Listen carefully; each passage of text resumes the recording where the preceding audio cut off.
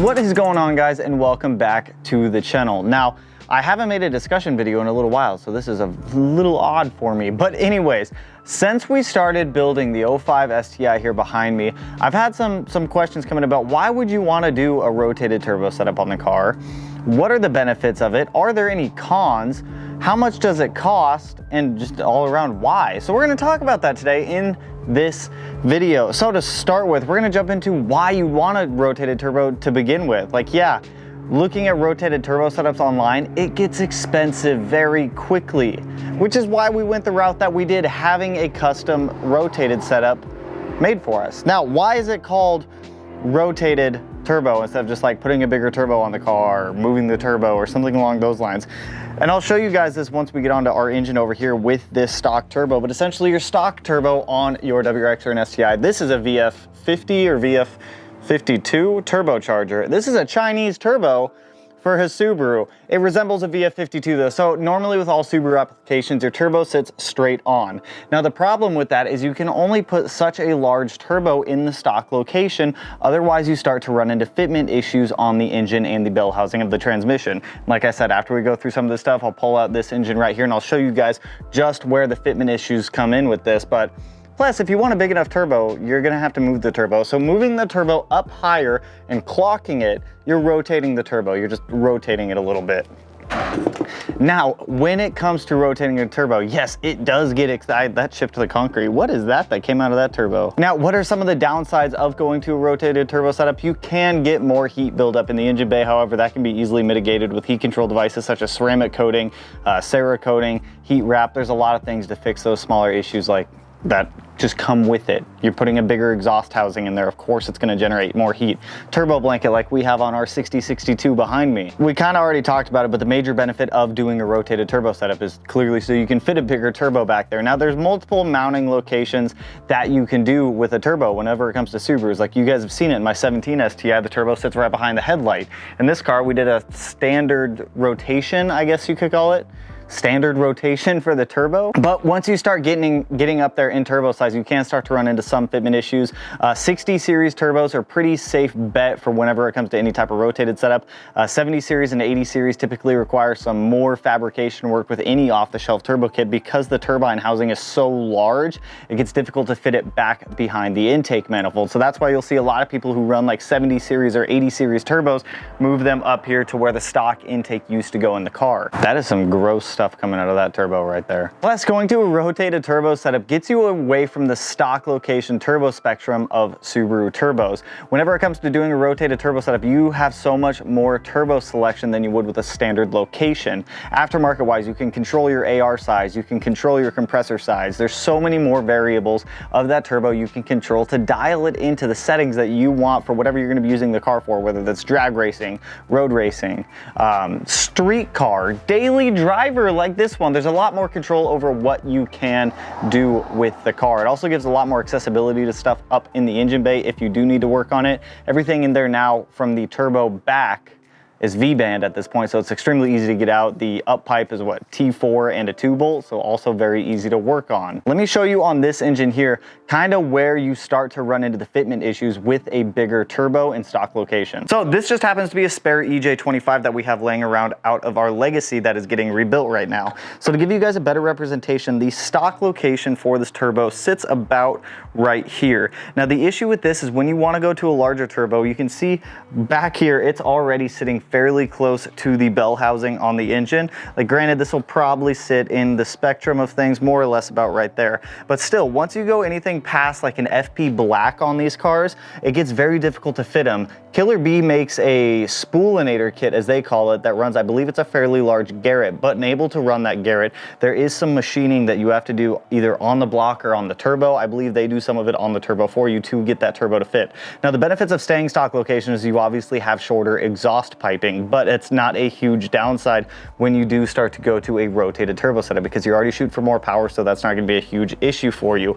Now, the other concerning issue with this is if you do try to push to a larger turbo like we did in stock location, for example, when we had that FP black, the turbo inlet was so large on that turbo, it was a 3.3 inch. When it came out and wrapped around, it was getting like straight up stabbed by the TGVs right there. And huge shout out to Batter on that one, because I didn't even know that was a big concerning issue until I saw him do it on JR's car, and I pulled mine off of there. Mine was so bad, it wasn't necessarily stabbing the turbo inlet, but it put so much pressure on the bolts on the head right here that it ended up warping one of the bolts on the head, and I had to go through there, clean it up. It's not a huge deal, but it just shows, like, it just goes to show when you start trying to shove a stock intake manifold over a big stock location turbo, it just doesn't fit all that well. So that's one of the major reasons why you go to a larger turbo like that, is mainly for fitment purposes. Like, it's already a very tight fit right here, and anything bigger than like an FP black, it just starts to get ridiculous. Anything bigger than like an FP red or an FP green, to be honest, is a little bit ridiculous. So that's why we go to rotated turbo setups. We put them up here like that. I don't know how that turbo's still alive. So now that we've looked at a stock location, let's look at a rotated setup. So whenever it comes to precision turbos like this is a 60 series. The 60 series is just the size of the compressor housing. 6062, 6064, 6870, all those are gonna be wheel size in there. The actual compressor housing of the turbo doesn't change. So the turbo kit that we have in here right now is the Smeedia fuse fabrication one, which if you guys are interested in this kit, I'll link it down below. But this turbo kit will allow up to a 60 series turbo on it. Most turbo kits out on the market are going to support up to a 60 series like this. The issue becomes, like we talked about earlier, once you jump up to a 70 series or an 80 series turbo, there becomes fitment issues with trying to shove that large of a compressor housing back here. I'm not saying it's impossible, I'm not saying people don't do it, people definitely do it, but for most off-the-shelf kits, it just becomes very difficult in size. Intake manifold will also play a huge factor on spacing.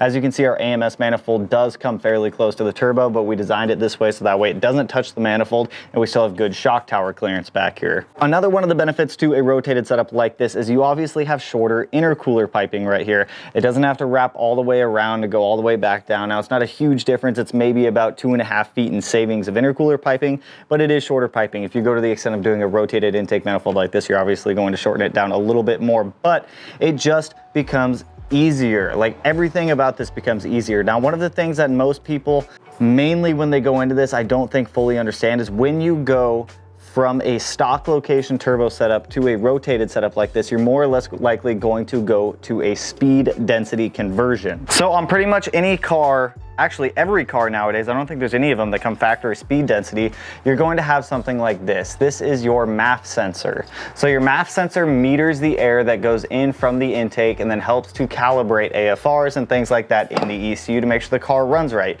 Now with this, our current intake is just a 4-inch coupler.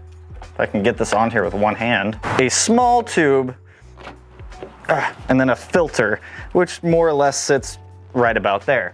Now, as you can see on that, there's nowhere to put a MAF. So in replacing the MAF, you have to do speed density, which speed density uses an IAT sensor and a MAP sensor that goes back and forth doing crazy formulas and calculations to calculate like manifold pressure and all this other crazy arithmetic stuff that I'm not going to get into. But that is one of the things that you do need to keep in mind when you do something like this. There are people that do rotated and they do keep a MAP sensor. It's very possible people do it, but it's not fairly common when they do. Now let's take a look at this a little bit more away from only the turbo aspect of things. So most setups are not going to have a forward-facing manifold like this that have the intercooler piping come forward. They're going to be stock location manifolds that wrap around like they typically do. But with this, you're going to have an IAT sensor somewhere before the throttle body. For us, our intake air temperature sensor is right here, which is IAT. It just hangs out right here and then has a conversion harness that goes to our stock MAF sensor harness. And then also you are probably going to switch to a blow-off valve when you do go speed density. There's not a whole need to go back to a bypass valve. The main need for a bypass valve is to help keep that metered air in the system after it's been accounted for from the MAF sensor. So now that we no longer have a MAF sensor, there's no need to push all of that recirculated air from the charge pipe after the throttle body closes to try to push it back into the system. Now it'll just vent it to the atmosphere and it's never going to see that air because it's never going to make it to the IAT sensor or the MAP sensor. So it's just gonna kind of kick it out right here as soon as that throttle body shuts. So now that we have an idea of why you'd want to go to a rotated turbo setup and get away from a stock location turbo, let's talk about how much it costs, because it's definitely not cheap. It's not cheap. But in the grand scheme of things, when you think about it, whenever people go into modifying Subarus, they spend a lot of money over time developing their stock location turbo setup. They do intakes, they do turbo inlets, they'll do a downpipe, they'll do intercoolers, intercooler piping, especially top mount intercoolers, all of these things that utilize a stock location turbo. Now, if you think about it, that will add up, and that, depending on what brands and what you're spending, it's going to equate to roughly like $3,000 to $4,000. Keep that in mind as we're going through this. So for this setup right here, if you were already a stock location turbo that was modified, it shouldn't be too bad to convert over. With this rotated kit, like I said, this is the Fuse Fabrication Smeedia collaboration turbo kit, which is more or less a DIY turbo kit because it's just an up pipe and just a down pipe. That turbo kit is about $1,200 as configured as mine. For the turbo pricing is going to vary also depending on what turbo you get, what trim you get, whole bunch of factors that go into turbo setups. This Precision 6062 that we got is around $1,800 for the dual, or for the ball bearing model. Now you're gonna have to make an oil drain and an oil feed for that. Now most oil feeds are going to be a -4 unless you have a dual ball bearing, which will then be a -6. That's a pretty big oil feed. However, for us, it's a -4 oil feed. Oil drain is going to be a -10. There is an adapter flange that you can purchase for about $30. All the components to make the -10 oil drain and the -4 oil feed comes out to about $100. I bought all of this supporting stuff on Amazon because it's cheap. It's AN line and AN fittings. Vibrant sells on there, Evil Energy. There's a whole bunch of companies on there that sell some relatively affordable options. So all the oil fitting stuff came out to about $100, not too bad. As you guys saw earlier, you're gonna have to have an intake on there. Some people run turbo guards. I wouldn't suggest running a turbo guard on a daily driver like this one's going to be. I'd rather have an actual filter on there just to keep out any of that crap that's floating around in the air. If we're going out and we're doing like track stuff, we're going out racing or anything like that, which rarely happens, but when it does, you can throw like a turbo guard on there if you want to, which is just a mesh screen that covers up the inlet of the turbo to keep any big contaminants out of there. I mean, for the most part, nothing major is going to harm the turbo unless you suck in, I don't know, a sparrow flying into your turbo, goes through the hood scoop, gets sucked right in, maybe a small child, who knows. But I mean, the air filter itself wasn't bad. It was about 55 bucks on Amazon. I think it's just a K&N air filter. It gets the job done. It's reusable. I can clean it. I can re-oil it. Now, we didn't really touch on this one too much, so I guess I'll touch on it. Even if you're stock location turbo, you may already be external wastegate versus internal wastegate. I have an entire video going over external versus internal wastegate, but if you don't know what it is, it's this small flap inside of the turbo and this diaphragm right here. It's for boost control. I don't know how many times I can throw that turbo, but for us, if you want, I'll link that video down below in the description or up here as this one's playing, but you're gonna need an external wastegate if you don't already have one. Now there's a couple options. I'm not gonna go into sizing of which size you should get because that's all in that other video. But for us, we're using a Tile 38mm external wastegate. The Tile wastegate comes in at about $282 brand new. You can get cheaper ones out there used. 44 and 45mm wastegates are going to be about $100 more. So keep that in mind as you're going through it, depending on wastegate size. And then as we talked about earlier, a blow-off valve, that is going to be something that is needed. Pick your poison on that one. We are running the Precision Turbo one, the PTE one. Came out at about $260 for that one. And then lastly, you don't have to, but I'd advise it, getting a turbo blanket for the turbo. For us, we're running the PTP turbo blanket for T3, T4 flange style. That came in at about $160. And then the speed density conversion, totally spaced on that one. That was about $100 for the wiring harness and the IAT sensor. I got mine from Visconti Tuning.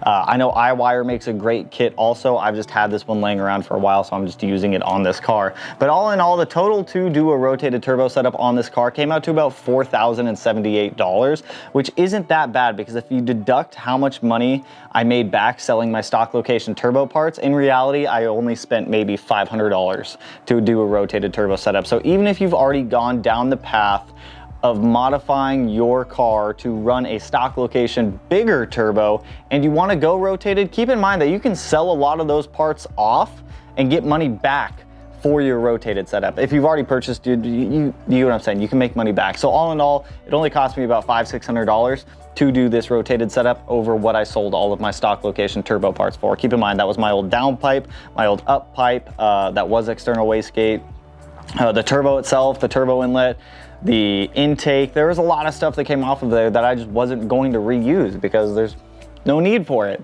And then also, we haven't done this yet, but you're also gonna need a base tune and a pro tune to be able to get the car running, because you cannot start your car on an old map with a rotated setup and doing a speed density conversion. The car is just not going to run right. It's going to be very confused, especially with us jumping up to a ID 1700 injector from an ID 1300.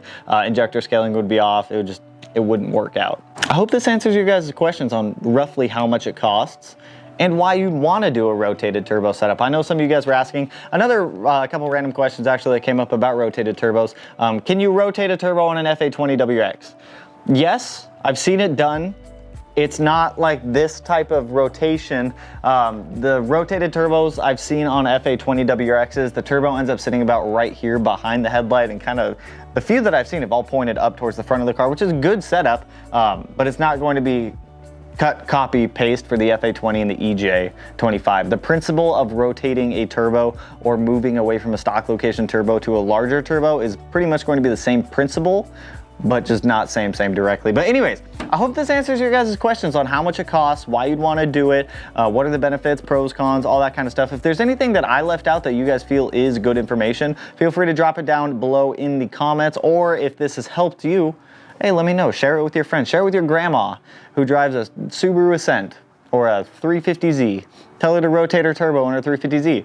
Rotation. Every time I say rotate your turbo, I just think of the Friends reference of Ross with the couch on the stairs. I don't know. I just yelled at my neighbor. It stared straight at me. But anyways, that's all I got for you guys on this one. If you liked the video, you know what to do. Go ahead, hit that like button, turn it black, blue, green, yellow, purple, silver, cyan, whatever color it turns for you. And if you're not already subscribed to the channel and you want to be, hit your boy up one of these corners. No idea which one I'll put it in quite yet. But you don't want to miss this car going to the dyno. You don't want to miss our 6870 6-cylinder STI coming back from fabrication. For those of you that were asking, Kyle told me 3 weeks and it'll be back up here. Then we can start wiring in our Haltech Elite 2500, getting the suspension on there, the flares, the seats, the interior put back together. Be a whole good time. But with that, I will catch you guys in the next one. Peace out, homies.